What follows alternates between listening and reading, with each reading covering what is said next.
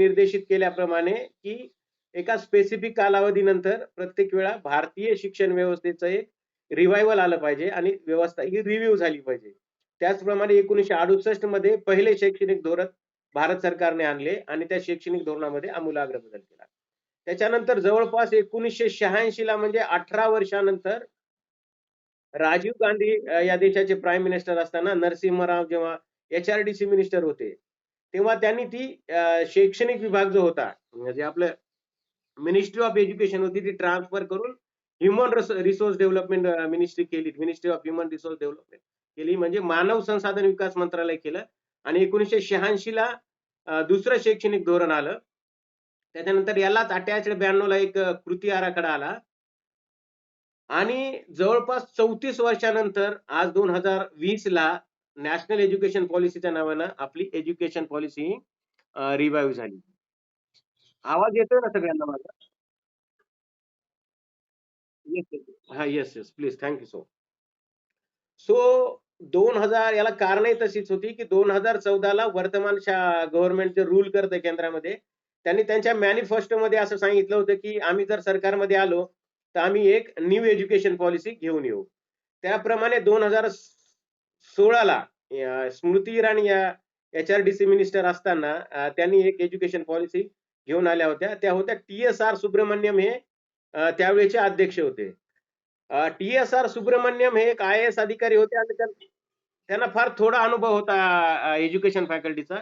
तर त्यांनी direct public review मधून एज्युकेशन पॉलिसी क्रिएट करण्याचा प्रयत्न केला आणि ही 16 ची पॉलिसी जेव्हा पार्लमेंटमध्ये चर्चा झाली, तेव्हा सीताराम येचुरी, कपिल सिब्बल अशा विद्वानांनी त्याला केराची टोपली दाखवण्याचा सल्ला दिला आणि वास्तवामध्ये झालंय तसंच, की टी-एस-आर सुब्रमण्यमने जी एज्युकेशन पॉलिसी क्रिएट केली होती, ती नल अँड व्हाईट केलेली आहे आणि मग नंतर ती एचआरडीसी मिनिस्ट्री सुद्धा चेंज झाली आणि प्रकाश जावडेकरांकडे जेव्हा एचआरडीसी मिनिस्ट्रीचा चार्ज आला, तेव्हा त्यांनी के कस्तुरीरंगन एक विद्वान माणूस, इस्रोचे माजी संचालक आणि ज्यांना शिक्षण क्षेत्रामध्ये असं भरीव असं योगदान आहे, यांच्या अध्यक्षतेखाली एक कमिटी नेमली आणि ती झाली नॅशनल एज्युकेशन पॉलिसी. त्या कमिटीने जवळपास 20 पर्यंत आपला रिपोर्ट दिला आणि जुलै म्हणजे जवळपास जेव्हा पॅन्डेमिकचा कार्यकाळ चालू होता, त्या पॅन्डेमिकच्या कार्यकाळाच्या दरम्यान न्यू एज्युकेशन पॉलिसी भारत सरकारने डिक्लेअर केली आणि भारतीय शिक्षण व्यवस्थेमध्ये जवळपास 34 वर्षांनी जो आमूलाग्र बदल होणार आहे, त्या आमूलाग्र बदलाची प्रचिती इथे आपल्याला देण्यात आली. सो आता आपल्या सगळ्याला माहित आहे, की जागतिक लेव्हलवर एक प्रोग्राम आहे. तो आहे सस्टेनेबल डेव्हलपमेंट गोल. म्हणजे आपल्याला शाश्वत विकास करण्यासाठी जे काही 17 ध्येय आपण साध्य केलेली आहे जागतिक लेव्हलनं, त्या लेव्हलमध्ये भारताने सुद्धा ही परिणिती 2015 मध्ये ॲक्सेप्ट केलेली आहे. आणि याच्यामध्ये जे 4 नंबरचं गोल आहे, की to provide a quality education to each and every citizens. म्हणजे फक्त शिक्षण देऊन चालणार नाही, तर ते शिक्षण हे गुणवत्तेचं असलं पाहिजे. त्याच आधारावर भारत सरकारने जे न्यू एज्युकेशन पॉलिसी क्रिएट केलेली आहे, त्या न्यू एज्युकेशन पॉलिसीला equitable universal access to each and every citizen म्हणजे इक्विटेबल असला पाहिजे, सर्वसमावेशक असला पाहिजे आणि सर्वांसाठी युनिव्हर्सल ऍक्सेस असला पाहिजे. हे ध्येय समोर ठेवून सस्टेनेबल डेव्हलपमेंटला अप्रोच करण्यासाठी ही न्यू एज्युकेशन पॉलिसी पुढे निर्माण करण्यात आली. आता काय स्ट्रक्चर आहे या न्यू एज्युकेशन पॉलिसीचं? तर हे न्यू एज्युकेशन पॉलिसीचा डॉक्युमेंट 64 पानाचं आहे. ओव्हरऑल जर आपण पाहिलं तर ते फक्त 66 पानाचं आहे. 66 पेजेस जवळपास ते डॉक्युमेंट्स आहे आणि ते डॉक्युमेंट जरी 66 पेजेस असले तरी त्याच्यामध्ये ज्या वेगवेगळ्या रिकमेंडेशन्स केलेल्या आहेत, वेगवेगळे आयोग गठीत करण्यासाठी ज्या सूचना दिलेल्या आहेत, त्या सूचनेच्या आधारावर ते एक असे अतिशय व्यापक आणि मूलगामी आणि दिशादर्शक म्हणजे भारतीय शिक्षण व्यवस्था ही वर्तमान काळानुरूप कशी असली पाहिजे आणि कशी आवश्यक आहे याविषयी डीपली गायडन्स केलेलं आहे. तर याच्यामध्ये फर्स्टला आहे स्कूल एज्युकेशनचं एक स्ट्रक्चर्ड वर्क दिलेलं आहे. नंतर हायर एज्युकेशनचं एक स्ट्रक्चर्ड वर्क दिलेलं आहे. हायर एज्युकेशन मध्येच टीचर एज्युकेशन कसं असावं याविषयी सांगितलेलं आहे. आणि या सिस्टीमला अफेक्ट करण्यासाठी, या सिस्टीमला प्रभावी करण्यासाठी काही स्पेसिफाईड की एरियाज दिलेले आहेत. तर त्या की एरिया जसं की टेक्नॉलॉजिकल इनोव्हेशन्स काय असले पाहिजे, शिक्षणामध्ये blended mode of teaching learning काय असला पाहिजे आणि टेक्नॉलॉजीच्या संदर्भामध्ये कसा विकास केला पाहिजे, या संदर्भात की एरियाज इथे दिलेले आहेत आणि ही सगळी व्यवस्था सुचारू करण्यासाठी कोणकोणते कॉन्सेप्ट काम करणार आहेत, कोणकोणत्या संस्था काम करणार आहेत, यासाठी मेकिंग इट हॅपन म्हणजे काय कसं काम करणार आहे याविषयी एक चौथा आयाम दिलेला आहे. आजच्या या सेशनमध्ये मॅक्झिमम शिक्षक प्लस टीचर एज्युकेटर्स आणि टीचर्स कंटेंट आहे. त्यामुळे आपण स्कूल एज्युकेशन आणि टीचर एज्युकेशन सिस्टीम मध्ये काय आमूलाग्र बदल होणार आहे याविषयी आपण चर्चा करणार आहोत, कॉन्सन्ट्रेट करणार आहोत. तर हे स्ट्रक्चर दिलेलं आहे न्यू एज्युकेशन पॉलिसीमध्ये शिक्षणाचं कसं असणार आहे आणि अगोदरचं कसं असणार आहे.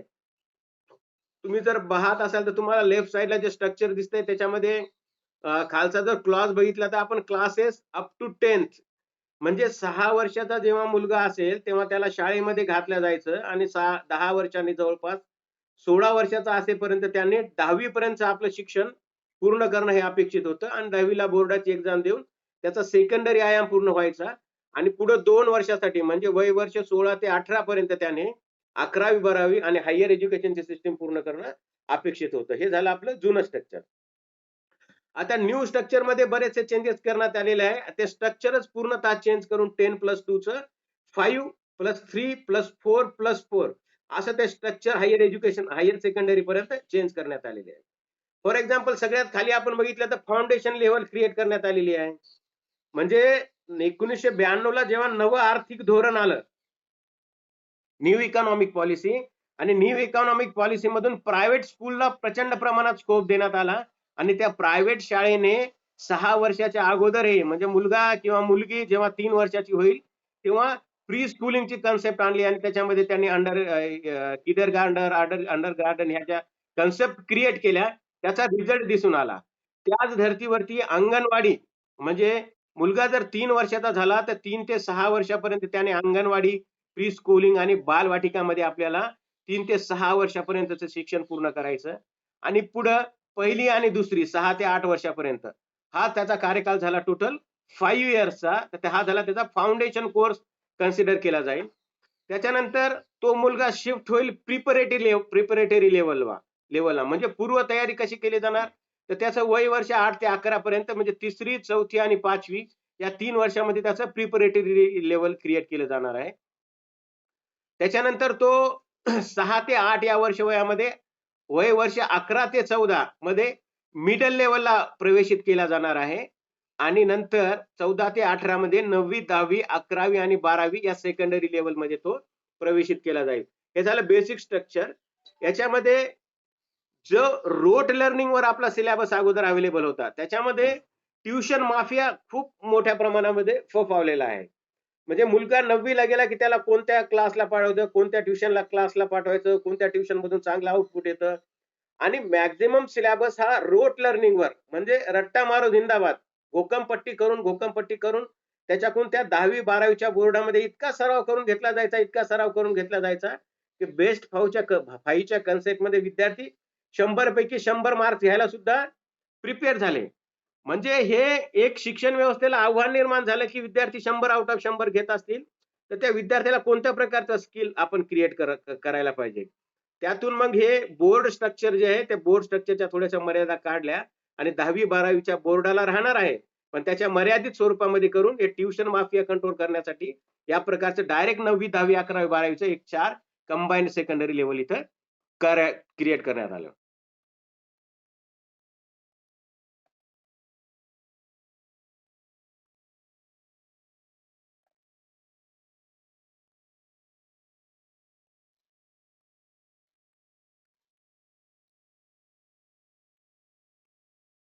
सो नाऊ आता स्कूल एज्युकेशन मध्ये काय एक्सपेक्टेड आहेत त्यांना तर स्कूल एज्युकेशन मध्ये ही एक नवीन कन्सेप्ट एमर्ज केलेली ऑलरेडी काही अंगणवाडीज आपल्या सिस्टीम मध्ये बालवाटिका ही संकल्पना आणि प्रायव्हेट स्कूल्स मध्ये किडर गार्डन सारख्या संकल्पना ऑलरेडी काम करत आहेत. परंतु फॉरेन कंट्रीजने ज्यांनी ही ECC ची कन्सेप्ट ऍक्सेप्ट केली म्हणजे अर्ली चाइल्डहुड केअर अँड एज्युकेशनची कन्सेप्ट ज्यांनी अक्वायर केलेली आहे त्यामध्ये बऱ्याच प्रमाणामध्ये फाउंडेशन लिटरसीचा कार्यक्रम विकसित केलेला आहे आणि त्या फाउंडेशन मधून विद्यार्थी हा विकसित झालेला आहे. म्हणजे प्री स्कूलिंगचा जो कार्यकाळ आहे 3 ते 6 वर्ष आणि पहिली दुसरीचा 3 ते 8 वर्षापर्यंत ECC जे काउंट केले जाणार आहे त्यातून एक बेसिक स्ट्रक्चर्ड आउटपुट कार्यक्रम बाहेर काढण्याचा विचार या सिस्टीमचा आहे. आणि सगळ्यात महत्वाची बाब म्हणजे सेकंड आहे foundational literacy and numeracy programme. आता आसरनं खूप वर्षापासून रिपोर्ट देत आहे, की 8वीचा विद्यार्थी आहे, त्याला 4थीचं गणित सोडवता येत नाही. 5वीचा विद्यार्थी आहे, त्याला 1लीचं काय आहे ते वाचता येत नाही.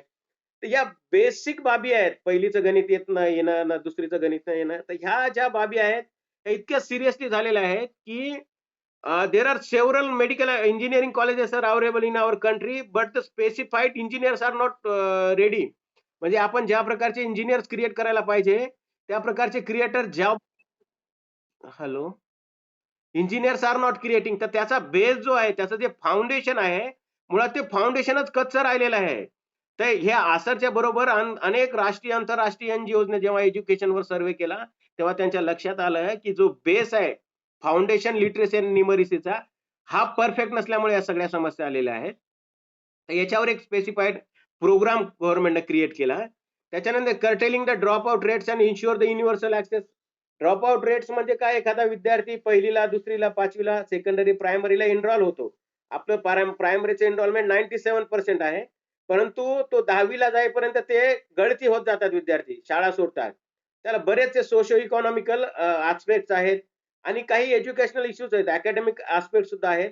त्याला कसं कर्टेल करायचं आणि जे 99% जो विद्यार्थी प्रायमरी स्कूलला एनरॉल होतो, तर त्याचं ते एनरॉलमेंट कन्सिस्टंट हायर सेकंडरी पर्यंत किंवा सेकंडरी पर्यंत कसं राहील, याविषयी या पॉलिसीमध्ये स्कूल एज्युकेशन स्तरावर विचार करण्यात येणार आहे. त्यानंतर curriculum and pedagogy in school education. आता जर इतक्या मोठ्या प्रमाणामध्ये आपल्याला फाउंडेशनल लिटरसीला भाग द्यायचा आहे, ड्रॉप आउट रेट काढायचा आहे, early childhood and care एज्युकेशनला strengthen करायचं आहे, तर आपल्याला त्याचे करिक्युलम अँड पेडागॉजी म्हणजे अभ्यासक्रम आणि अध्ययन अध्यापनाच्या ज्या पद्धती आहेत, त्याच्यामध्ये सुद्धा बेसिक स्ट्रक्चरल चेंज करावं लागणार आहे. टीचर एज्युकेशन सिस्टीम, टीचरचा आयाम काय आहे, टीचर काय करत आहे, टीचरला कोणत्या प्रकारची वागणूक दिली आहे, त्याच्या पे फिक्सेशनच्या काय सिस्टीम आहेत, या इथं कन्सिडर केल्या जाणार आहेत. त्यानंतर equitable and access inclusive education म्हणजे सर्वांसाठी सर्वसमावेशी शिक्षक आहेत का, डिसअडव्हान्टेज ग्रुप्स आहेत आपल्याकडे, बऱ्याच लेवलवर डिस्क्रिमिनेशन होतं, त्यांच्या सुविधेसाठी काय करण्यात आहे याचा विचार करणं आवश्यक आहे.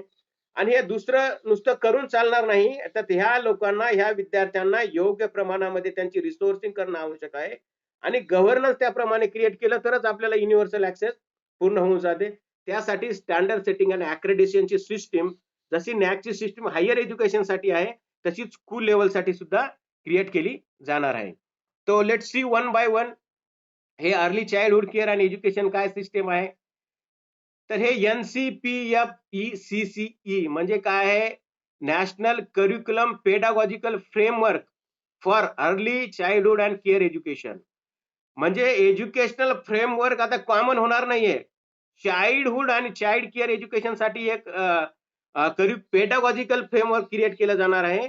म्हणजे त्यांच्या अध्यापनाचं शास्त्र क्रिएट केलं जाणार आहे आणि कोणत्या पद्धतीने त्यांना शिकवायचं यासाठी याची जबाबदारी NCERT वर देण्यात आलेली होती आणि NCERT ने तो एक रिपोर्ट परफॉर्मली क्रिएट केलेला आहे. तो पब्लिक डोमेन मध्ये अवेलेबल आहे. त्याचं त्यांनी बायफर्केशन केलं, की 0 to 3 इयर्स मध्ये काय करायचं आणि 3 to 6 इयर्स मध्ये काय करायचं.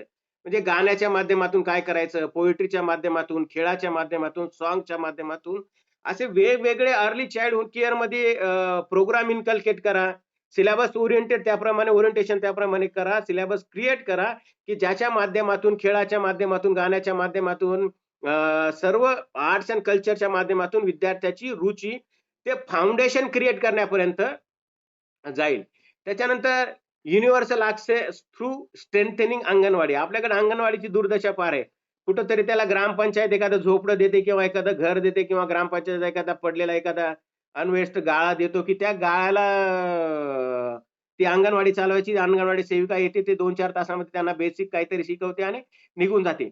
पण त्याचं आउटपुट ओरिएंटेड वर्क होतं का, तर याचा काय ऍक्सेस नाही. तो जेव्हा 1लीला जातो, तर मेन बेस तिथूनच सुरू होतो. म्हणजे ते अंगणवाडीपासूनच जे तयार व्हायला पाहिजे ते तिथं होत नाही. म्हणून ह्या अंगणवाडी च्या ज्या शिक्षिका आहेत, यांना प्रशिक्षण दिलं जाणार आहे.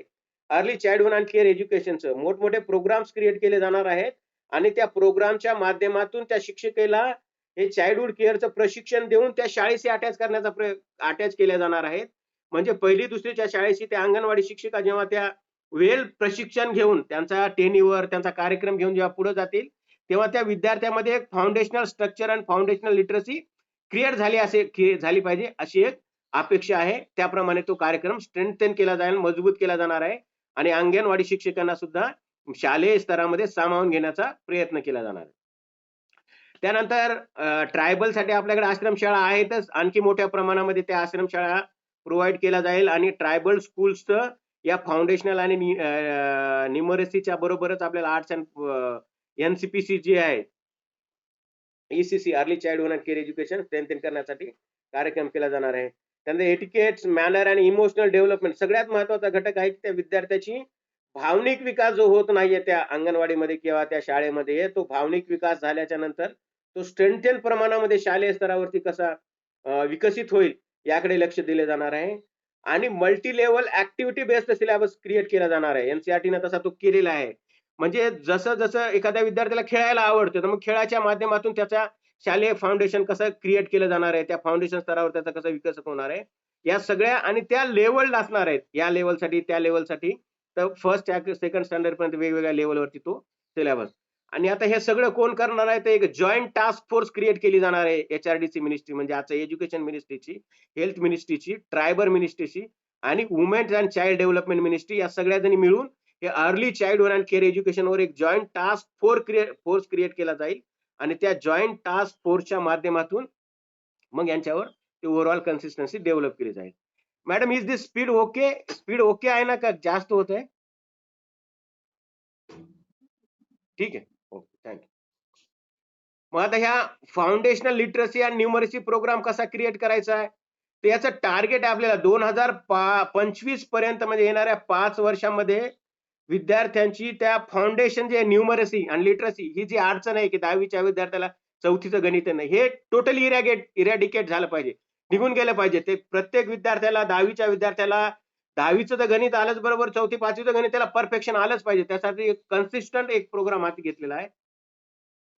त्याला national mission for foundation literacy and numeracy, MHRD ministry of human resource development म्हणजे आजची एज्युकेशन मिनिस्ट्री, याने ते foundation literacy and numeracy programme हाती घेतलेला आहे. त्याच्या अंतर्गत हे सगळे प्रक्रिया पूर्ण केली जाणार आहे. त्याच्यानंतर प्युपिल टीचर रेशो जो आहे, म्हणजे एका शिक्षकाच्या मागे 30 विद्यार्थी हा प्युपिल टीचर रेशो मेंटेन केला जाणार आहे. आणि सोशली आणि इकॉनॉमिकली डिसएडव्हान्टेज ग्रुप आहे, जसा की ट्रायबल एरिया आहे, ट्रायबलच्या नंतर कॅटेगराईजचा जो एरिया आहे, त्याच्यामध्ये तो रेशो हा एकाच 25 म्हणजे 25 विद्यार्थ्यामागे एक शिक्षक असा तो मेंटेन केला जाणार आहे. त्याच्यानंतर हे दीक्षा आहे, डिजिटल इन्फॉर्मेशन नॉलेज सेंटर जे आहे. त्याच्यानंतर नॅशनल डिपॉझिटरी सिस्टीम्स जे आहेत अशा क्रिएट केल्या जाणार आहेत आणि त्या नॅशनल डिपॉझिटरीचा ऍक्सेस प्रोव्हाइड केलं जाणार आहे, ज्यांच्याकडून तुम्हाला जर काही अडचण आली, तुम्ही डायरेक्ट इंटरनेटच्या माध्यमातून त्या सिस्टीम मधून तो समस्या सॉल्व्ह करण्यासाठी शिक्षक आणि विद्यार्थी प्रयत्न केले जाणार आहे.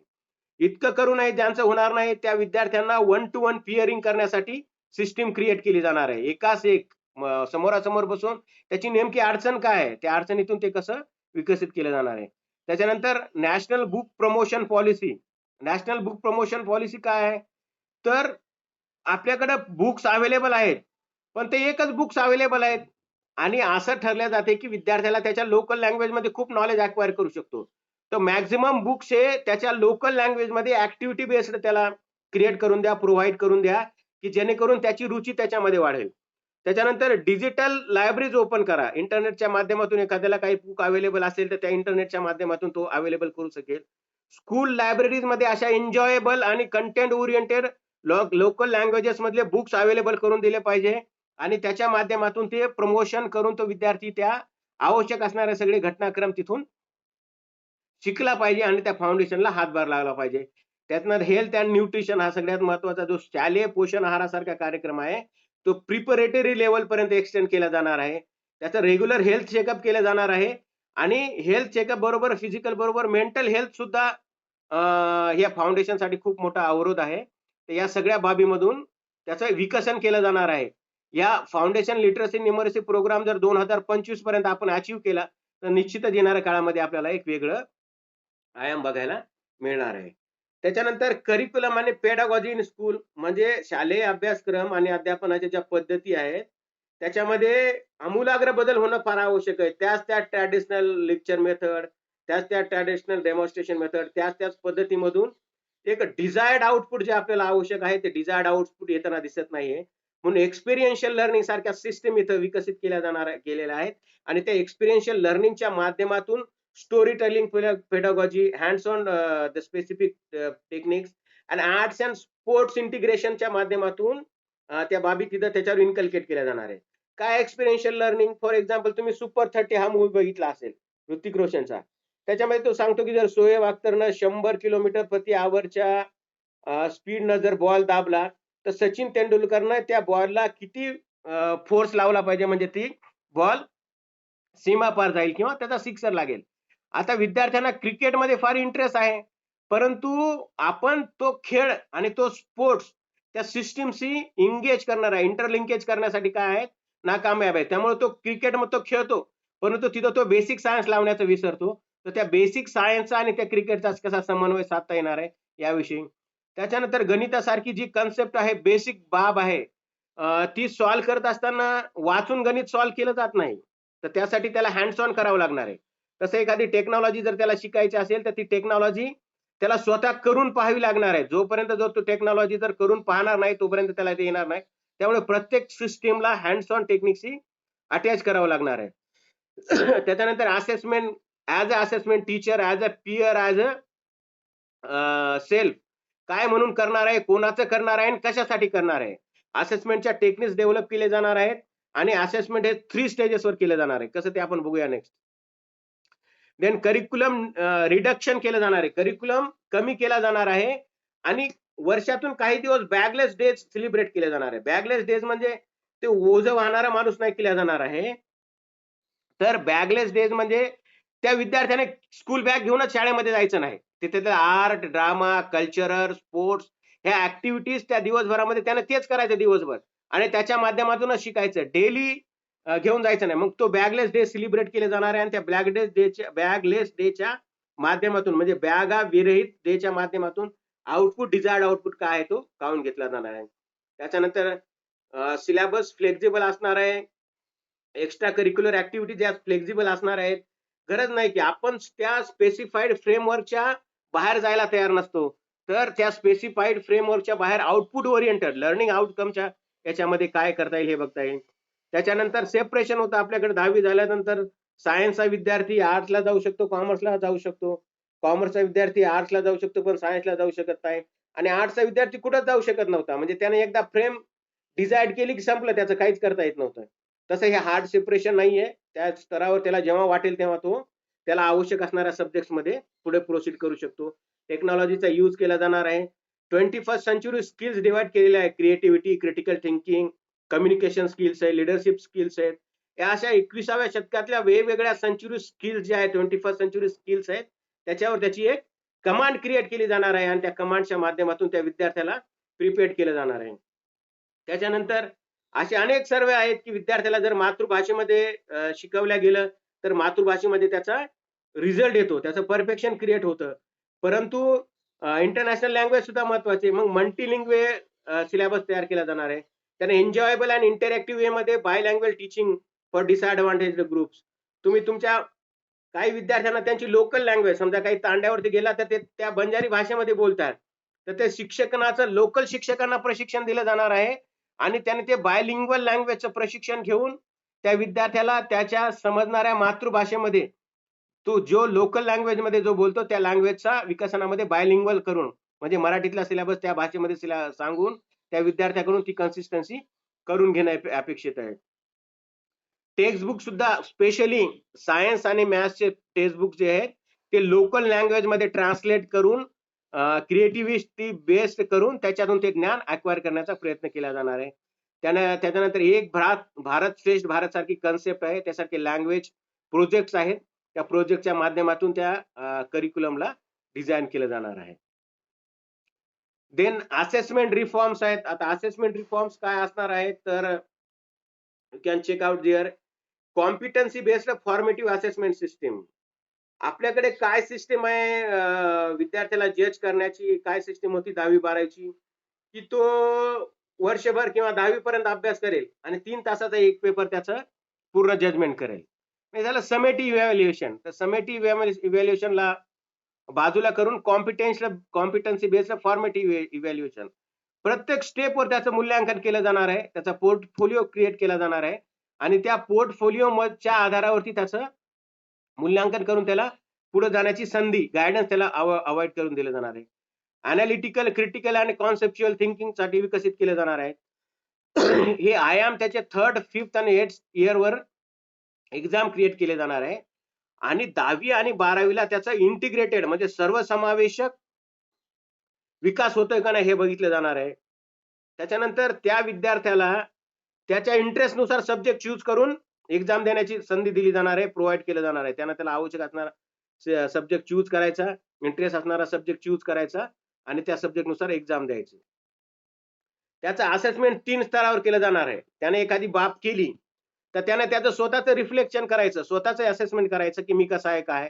त्याच्यानंतर त्याच्या सोबतीचे जे विद्यार्थी आहेत, पियर्स आहेत, ते त्याचं असेसमेंट करतील आणि त्याच्यानंतर त्याचा शिक्षक त्याचा असेसमेंट करतील. जेव्हा 3 स्तरीय असेसमेंट म्हणून जेव्हा तो विद्यार्थी जाईल तेव्हा त्याला एक्झॅक्ट आउटपुट ओरिएंटेड काय आहे ते त्या बाबी त्याच्या लक्षात येऊन जातील. त्याच्यानंतर हे सगळ्यात महत्वाचं पोर्टल बनवलं जाणार आहे, performance assessment review analysis knowledge for the holistic development, म्हणजे त्याचा सर्वसमावेशक विकास करण्यासाठी नॅशनल असेसमेंट सेंटर क्रिएट केलं जाणार आहे. त्याचं नाव आहे परख करा, त्या विद्यार्थ्याची पारख करा थोडक्यात.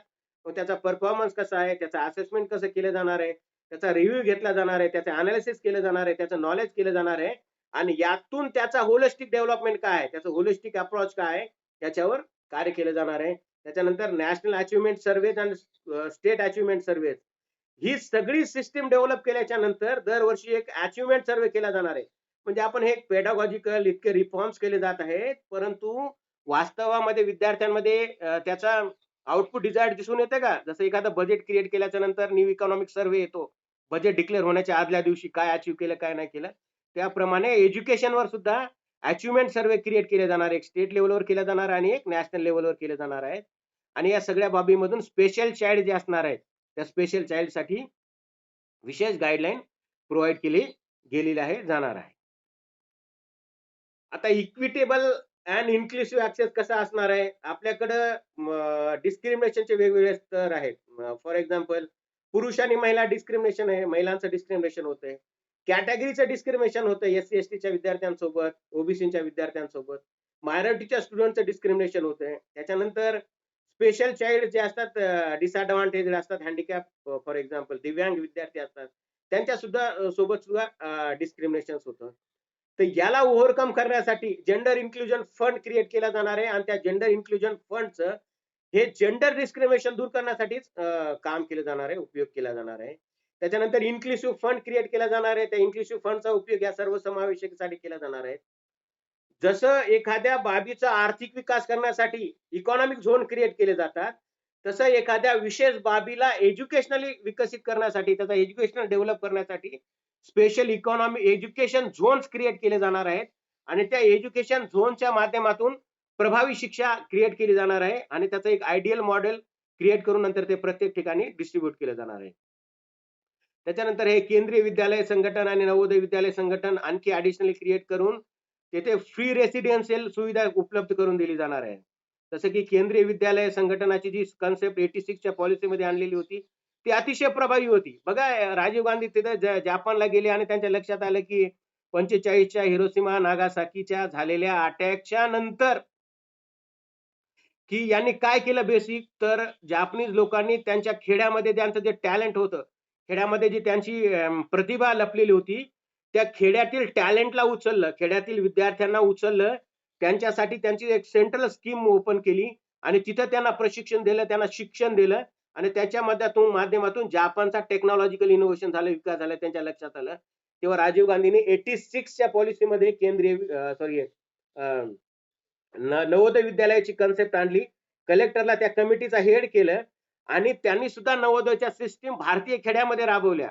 त्या खेड्यातून ते क्रीम उचललं, जिल्ह्याच्या स्तरावर ते क्रीम डेव्हलप केलं, तिथे क्वालिटी शिक्षक भरले आणि त्याच्या माध्यमातून एक वेगळा विकास करण्याचा. तुम्ही आजही बघा की नवोदयचा एखादा विद्यार्थी आणि आपला जनरल शाळेमध्ये शिकलेला विद्यार्थी, तुम्हाला त्याच्यामध्ये फरक जाणून येईल.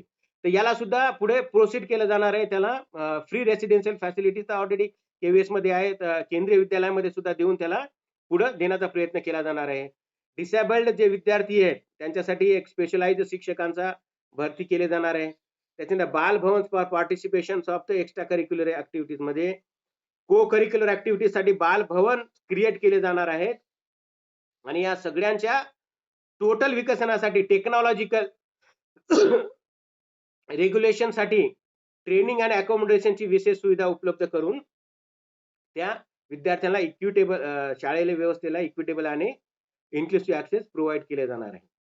आता हे झालं शालेय सिस्टीमचं. आता सगळ्यात महत्वाचं की टीचर्सच्या काय समस्या आहेत की असं म्हटलं जातं की चांगलं शिकण्यासाठी चांगला शिकवणारा तयार करायला पाहिजे.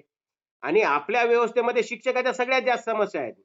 म्हणजे ज्याच्या आधारावरती ही व्यवस्था क्रिएट करायची त्या शिक्षकाचं मूलभूत परिवर्तन केलं पाहिजे, त्या शिक्षकाचं माइंडसेट चेंज केलं पाहिजे. त्यासाठी त्याच्या बेसिक इकॉनॉमिकल समस्या ज्या आहेत त्या आर्थिक सामाजिक समस्या त्या सॉल्व्ह केल्या पाहिजे.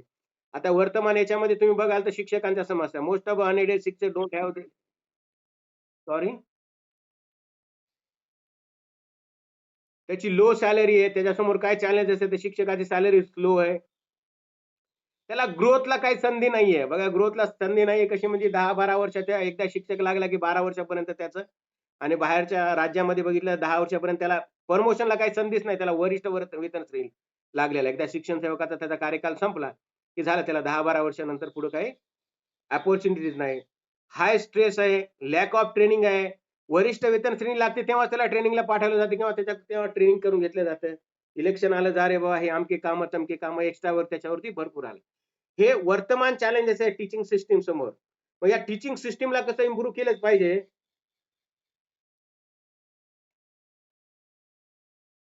तर न्यू एज्युकेशन पॉलिसीने हा एक प्रोग्राम बनवला, national professional standard for teachers.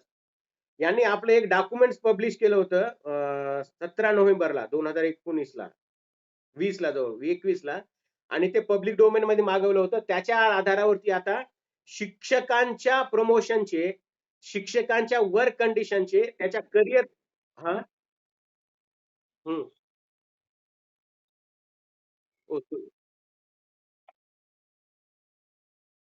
So sorry. ते पिन करा, माझं शेअरिंग दिसतंय मॅडम. सगळ्यांनी त्या शेअरिंग वर पिन मारा, पिन करा म्हणजे ते माझं शेअरिंग दिसेल.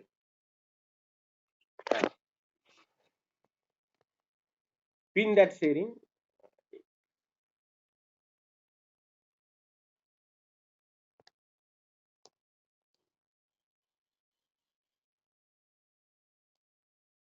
Is it okay now? Screen दिसते का? हॅलो, स्क्रीन दिसते ना? हा ठीक. एक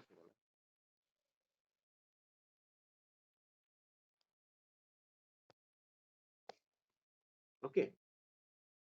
मग हे नॅशनल प्रोफेशनल स्टँडर्ड फॉर टीचरचा एक ड्राफ्ट सुद्धा फ्री डोमेन मध्ये अवेलेबल आहे.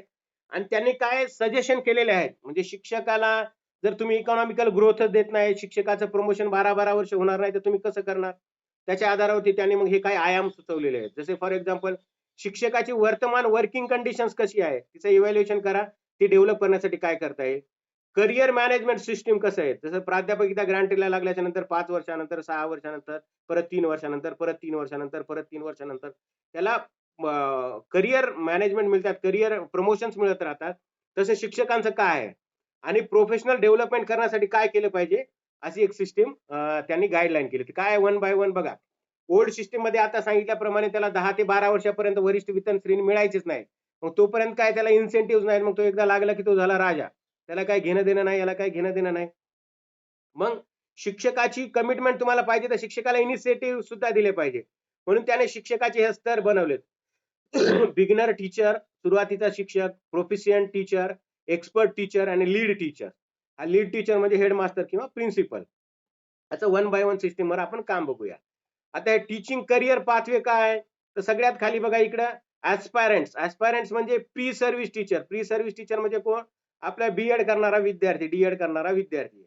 मग याने काय करायचं, याने बीएड करायचं अगोदर. बीएड करत असताना बीएड झाल्यावर त्याने टीईटीची एक्झाम द्यायची. टीईटीची एक्झाम आता कंपल्सरी आहे. एकदा का तो टीईटीची एक्झाम पास झाला, आता हे बीएड मध्ये काय चेंजेस झाले ते आपण नेक्स्ट याच्यामध्ये बघूया.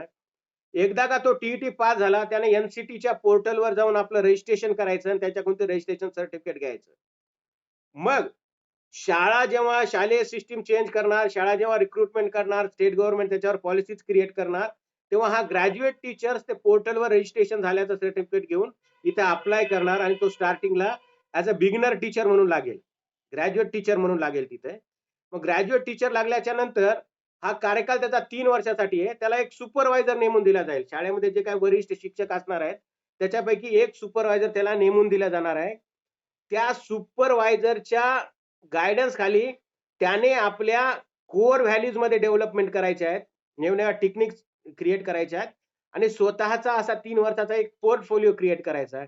सुपरवायझरचे गायडिंग रिमार्क्स घ्यायचे, त्या रिमार्क्सवर तो कशा प्रकारे स्वतःला इम्प्रूव्ह करतोय ते इम्प्रूव्हमेंट घ्यायचंय आणि 3 वर्षानंतर त्याने प्रमोशनसाठी अप्लाय करायचं. फॉर करियर स्टेज सेकंड म्हणजे प्रोफिशियंट टीचरसाठी अप्लाय करायचं. 3 वर्षानंतर ती स्कूल सिस्टीम जे क्रिएट करणार आहे एनसीटीच्या गाईडलाईन्स नुसार, मग तो शालेय स्टेट गव्हर्नमेंट ते अप्लाय करणार, ऍक्सेप्ट करणार आणि त्याला प्रोफिशियंट टीचरचं सर्टिफिकेट दिलं जाणार. परत एकदा प्रोफिशियंट टीचर झाल्याच्या नंतर परत 3 वर्ष त्याने परफेक्शन आणायचं स्वतःच्या कामामध्ये, अनालिसिस करायचं, क्रिएशन करायचं, क्रिएटिव्हिटी ऍक्ट करायच्या, पेडागॉजिकल वर्क करायचं आणि त्याचा एक पोर्टफोलिओ क्रिएट करून 3 वर्षानंतर फॉर एक्सपर्ट टीचरसाठी त्यानं अप्लाय करायचं. परत 3 वर्षानंतर त्याने एक्सपर्ट टीचर म्हणून काम केल्याच्या नंतर 5 वर्ष ॲज अ एक्सपर्ट टीचर त्याने काम करायचं आणि 5 वर्ष झाल्याच्या नंतर मग त्याने ॲज अ लीड टीचर म्हणजे प्रिन्सिपल म्हणून तो अप्लाय करू शकतो. आता पहिल्यासारखं चालणार नाही. एकदा आला शिक्षक डायरेक्ट याचे म्हणून स्पेसिफाईड म्हणून केलं जाणार नाही त्याला. त्याला लीड टीचर म्हणजे करियर स्टेज 4 वर काम करण्यासाठी त्याला ते काम करावं लागेल. त्याला ह्या स्टेजमधून जावं लागणार आहे. प्रत्येक 3 वर्षानंतर त्याला प्रमोशन मिळणार आहे. प्रत्येक 3 वर्षाच्या त्याच्या कार्यक्रमाचा गोषवारा हा पोर्टफोलिओद्वारे जज केला जाणार आहे. त्याचं पोर्टलवर रजिस्ट्रेशन होणार आहे. म्हणजे त्याची इमिनन्सी, त्याचा तो किती इमिनंट आहे, तो किती परफेक्ट आहे, तो प्रोफिशियंट आहे, तो किती एक्सपर्ट होत चाललाय याचा सगळा ट्रॅक ऑनलाईन त्या साईटवर ॲज वेल एज त्याच्या इंडिव्हिज्युअल पोर्टलवर क्रिएट केला जाणार आहे. मग आता हे झालं नवीन येणाऱ्या, मग हा झाला नवीन येणाऱ्या शिक्षकांसाठी. मग आता वर्तमानमध्ये जे शिक्षक शाळेमध्ये काम करतायत त्यांचं काय? तर वर्तमानामध्ये जे शिक्षक काम करतायत, समजा एखादा एक शिक्षक आहे, तो बीए बीएड आहे, बीएससी बीएड आहे आणि तो शाळेमध्ये काम करतोय. मग त्यानं त्या शाळेमध्ये ॲज अ सहाय्यक शिक्षक म्हणून जर 5 वर्ष काम केलं, तर 5 वर्ष काम केल्याच्या नंतर त्याला जर समजा प्रोफिशियंट टीचरसाठी अप्लाय करतो. मग 5 वर्षामध्ये त्याने काय करायचं, त्या पोर्टलवर जायचं एनसीटीच्या, रजिस्ट्रेशन करायचं आणि आपल्या शाळेमध्ये आपल्या मुख्याध्यापकाकडे, आपल्या लीड टीचरकडे सांगायचं, की ॲज अ प्रोफिशियंट टीचर म्हणून मला अप्लाय करायचं. सिमिलर प्रोसेसमध्ये त्याचं मूल्यांकन केलं जाणार आहे. तो त्याचा पोर्टफोलिओ अभ्यासला जाणार आहे मागच्या वर्षभरामध्ये, 5 वर्षामध्ये त्याने काय केलं, काय नाही आणि त्याच्यानंतर त्याला प्रोफिशियंट टीचरचं सर्टिफिकेट दिलं जाणार आहे, तो प्रोफिशियंट टीचर म्हणून. त्याच्यानंतर वर्षभरामध्ये त्याने ॲज अ एक्सपर्ट टीचर म्हणून काम करायचं. वर्षभराच्या आतमध्ये प्रोफिशियंट टीचरच्या लेव्हलवर त्यानं काम केलं. तो जो क्रायटेरिया हा करियर स्टेजमध्ये 2-3 वर्ष लागणार आहे, तो ॲज अ त्याला एक्सपिरियन्स आहे म्हणून त्यानं ते एकाच वर्षात पूर्ण करायचं आणि ॲज अ एक्सपर्ट टीचर म्हणून त्यानं तिथं काम करायचं. ॲज अ एक्सपर्ट टीचर म्हणून त्यानं 5 वर्ष काम केल्याच्या नंतर तो लीड टीचरमध्ये म्हणजे प्रिन्सिपल होण्यासाठी अप्लाय करू शकतो. हे मोस्ट इसेन्शियल फॅक्टर आहे आपल्यासाठी, आपल्या शिक्षक प्रशिक्षक कार्यक्रमासाठी. म्हणजे तुम्ही झालेले आहात तर तुम्हाला या प्रकारे हे काम करावंच लागणार आहे. ॲज अ टीईटी तर तुम्हाला पास व्हावीच लागणार आहे. तुम्ही कोणीही असाल, कोणत्याही प्रायव्हेट स्कूलमध्ये जरी जायचं असेल तुम्हाला, गव्हर्नमेंट स्कूलमध्ये जायचं असेल, तुमची स्वतःची संस्था जरी असली आणि तिथे शिक्षक म्हणून तुम्हाला काम करायचं असलं, तरी unless and until you will score TET exam, will not be able to be a teacher. आणि प्रत्येक 3 वर्षानंतर शिक्षकांना प्रमोशन मिळणार आहे. प्रमोशन मिळणार आहे म्हणजे त्याची सॅलरी वाढणार आहे, त्याला काम करणार आहे आणि त्या प्रमाणामध्ये त्याला ओव्हरऑल डेव्हलपमेंटला संधी दिली जाणार आहे. ओके. Now next. मग कोणकोणत्या एरियामध्ये ते स्टँडर्ड ठरलेले आहेत, कोणकोणत्या स्टँडर्ड मधून त्या शिक्षकाला काम करावं लागणार आहे, त्याचे कोर व्हॅल्यूज डिझाइन केलेले आहेत, त्याचे इथिक्स डिझाइन केलेले आहेत. बघू वन बाय वन आपण. त्यानंतर त्याचं प्रोफेशनल नॉलेज काय असणार आहे, त्याची अंडरस्टँडिंग काय असणार आहे, याच्या आधारावर त्याला प्रमोशन दिलं जाणार आहे. त्याच्यानंतर प्रोफेशनल कॉम्पिटन्स आणि प्रॅक्टिस काय आहे, त्याचं प्रोफेशनल कॉम्पिटन्स म्हणजे व्यावसायिक क्षमता त्याची किती आहे, तो किती प्रमाणात ती प्रॅक्टिस इम्प्लिमेंट करतो, या सगळ्या बाबी बघितल्या जाणार आहे. आणि प्रोफेशनल डेव्हलपमेंट आणि ग्रोथ या बाबीवर आधारित त्याला प्रमोशन दिलं जाणार आहे. तर वन बाय वन बघूया आपण कोर व्हॅल्यूज कोणत्या असल्या पाहिजे. एकदा शिक्षक लागला की कॉन्स्टिट्यूशनल व्हॅल्यूज म्हणजे काय. खूप सारे गैरसमज, those who are the beneficiaries of reservation they are the supporters of the constitution. For more progressive people, जे पुरोगामी लोक आहेत ते कॉन्स्टिट्यूशनचं समर्थन करतात. परंतु ज्यांना कॉन्स्टिट्यूशन कळलीच नाही त्यांना वाटतं हे काय रिझर्वेशनची पॉलिसी आहे. त्यामुळे त्याच्याकडे कॉन्स्टिट्यूशनल व्हॅल्यूज त्या शिक्षकाला अगोदर कळणं आवश्यक आहे. जोपर्यंत त्या शिक्षकाला कॉन्स्टिट्यूशनल व्हॅल्यू समजणार नाहीत, मी आता रिझर्वेशनचं फक्त एक एक्झाम्पल घेतलंय, की त्याला overall education system, Indian system समजणार नाही, इंडियन व्यवस्था समजणार नाही, तोपर्यंत ते आपल्याला आवश्यक असणारा डिझायर्ड ग्रो आउटपुट जे आउटपुट आहे जे आपल्याला मिळणार नाही. त्याच्यानंतर प्रोफेशनल इथिक्स त्याने मान्य केले पाहिजे. त्याच्या व्यवसायामध्ये काय इथिक्स असणार पाहिजे, ते सिस्टीम काय. आता मोस्ट प्रोबेबली लोक म्हणतात सगळे नियम शिक्षकालाच लागायचे, का लागतात. जर गव्हर्नमेंट आणि सिस्टीम तुम्हाला जर तुमच्या आवश्यकतेनुसार 3 इयर्सला प्रमोशन देत आहे, तर आपण पण प्रोफेशनल इथिक्स पाहायला पाहिजे. त्याच्यानंतर त्याची कमिटमेंट काय, स्टुडंट सोबत कामापुरतं शिकून निघून जाऊन चालणार आहे का नाही. He should be commitment towards the student. He should have commitment towards his profession and he should have a good professional relationship. व्यावसायिक संबंध त्याचे विकसित झाले पाहिजे. त्या व्यावसायिक संबंधातून आपल्याला डिझायर्ड आउटपुट मिळणार आहे. आणि responsible and ethical use of technology. Technology free system मध्ये अवेलेबल असणार आहे, सगळ्यांसाठी अवेलेबल असणार आहेत. पण त्याच्या काय रिस्पॉन्सिबिलिटीज आहेत, क्रिएटिव्ह कॉमन्स काय आहेत, कोणता कंटेंट उचलायचा, कोणाचा नाही घ्यायचा, त्याची परमिशन कशी घ्यायची आहे, का कॉपीराईट करून डेटा उचलायचा, कॉपीराईट केलेला डेटा उचलून चोरीचं प्लॅगरिझम कसं करून चालणार आहे, स्वतः काय क्रिएटिव्ह वर्क करायचं टेक्नॉलॉजी कॉन्ट्रीब्युशन साठी, कोणाच्या परमिशननं कोणता डेटा घ्यायचा, या सगळ्या बाबीचा विकास या कोर व्हॅल्यूज आणि इथिक्स मध्ये शिक्षकांकडून करून घेतला जाणार आहे. त्याच्यानंतर त्याचं व्यावसायिक ज्ञान काय आहे, त्याचं प्रोफेशनल नॉलेज अँड अंडरस्टँडिंग कशी विकसित केली जाणार आहे. तर knowledge and understanding of the subject area. He should be have mastery over that subject. Perfection असलं पाहिजे त्या सब्जेक्टवर. काय हेच नाही, काय विषयच नसला पाहिजे, त्याला त्याच्यावर मास्टरीच असली पाहिजे. Factors affecting on students learning. कोणकोणते घटक सहाय्यभूत असतात त्या सिस्टीमवर काम करणारे विद्यार्थ्यांच्या अध्ययनावर. सोशो आहे, इकॉनॉमिक आहे, पॉलिटिकल आहे, त्याचे अकॅडमिक आहेत, त्या सगळ्यांचं त्याला नॉलेज असलं पाहिजे.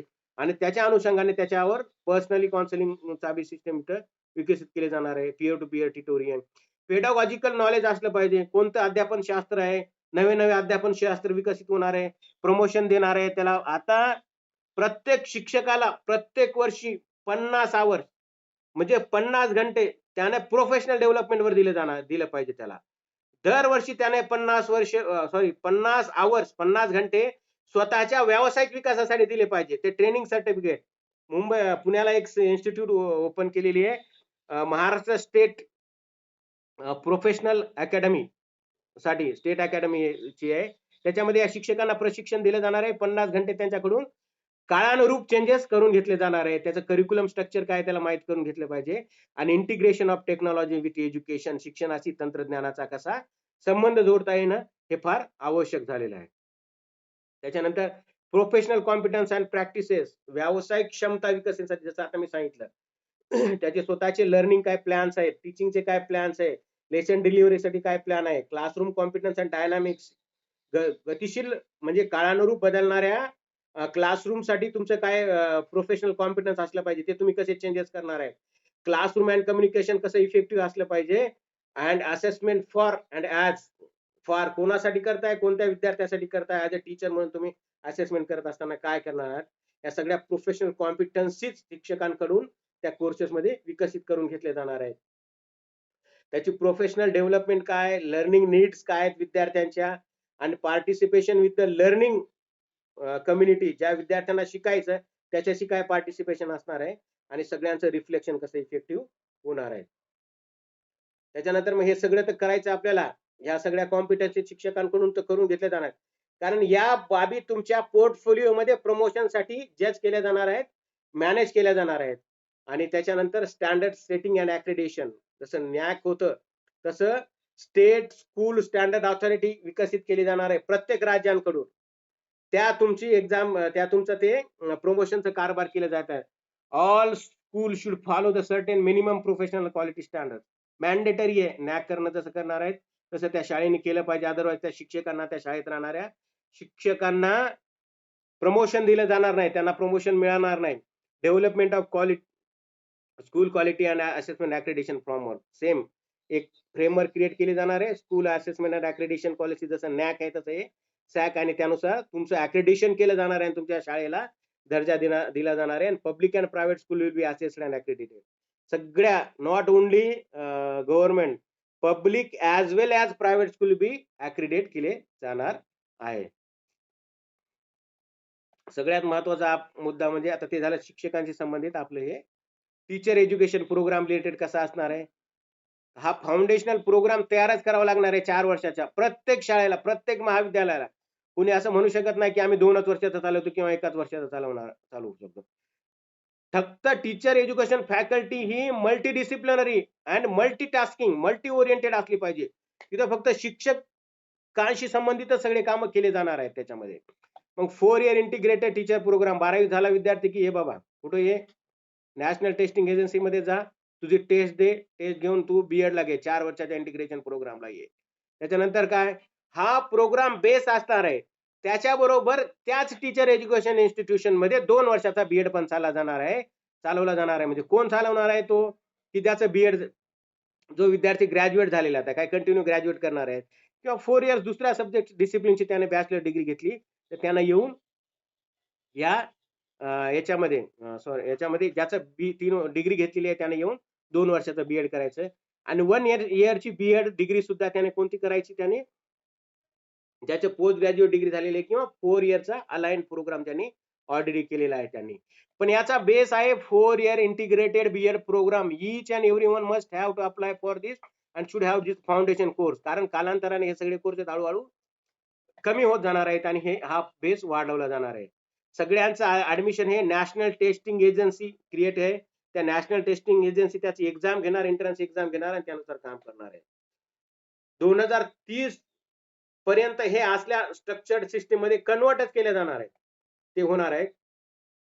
त्याच्यानंतर जे विद्यार्थी रिमोट एरियाज मध्ये राहतात, ते रोज येऊ शकत नाहीत, त्यांच्यासाठी ओपन डिस्टन्स लर्निंग आणि ब्लेंडेड मोडनं कार्यक्रम राबवले जाणार आहेत. त्याच्यानंतर shorted teacher training program for eminent scholars in the school. म्हणजे आता एखादा खूप स्कॉलर आहे, विद्वान माणूस आहे तो, आणि त्याला खूप इंटरेस्ट आहे टीचर ट्रेनिंग इन्स्टिट्यूशन मध्ये काम करण्याचा. मग त्याच्यासाठी एक शॉर्टर प्रोग्राम तयार केला जाणार आहे त्या इन्स्टिट्यूट मध्ये, आणि त्या इन्स्टिट्यूटनं तो राबवायचा, त्याला देऊन टाकायचा त्याचा एक सर्टिफिकेट. तो सर्टिफिकेट कोर्स घेतल्याच्या नंतर त्याचा, समजा एखादा म्युझिकचा माणूस आहे आणि तो म्युझिकचा माणूस आपल्याला ऑलराऊंडर टीचर्स तयार करायचे. मग म्युझिकचा माणूस आहे, तो म्युझिकच्या व्यक्तीला खूप इंटरेस्ट आहे त्याला शिकवत, त्याला एक छोटासा कोर्स तयार करायचा. बीएड काय बा, बीएडचं प्रोग्राम कसं चालतं, कंडक्टिंग कसं चालतं, आणि ते कोर्स घेऊन मग तो टीचर ट्रेनिंग इन्स्टिट्यूशन मध्ये येऊन म्युझिकचं काम करेल. सगळ्यात महत्वाचं आहे मेरिट बेस्ड स्कॉलरशिप.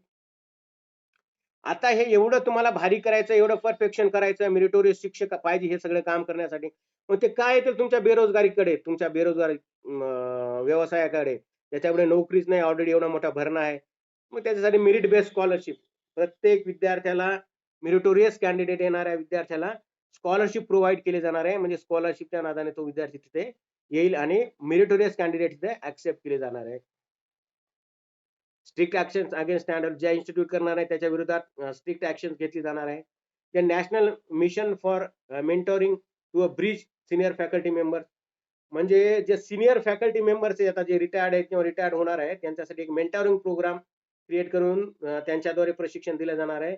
आणि national higher education council create केले जाणार आहे. आता हे सगळ्याला हायर एज्युकेशनच्या याच्यामध्ये आहे.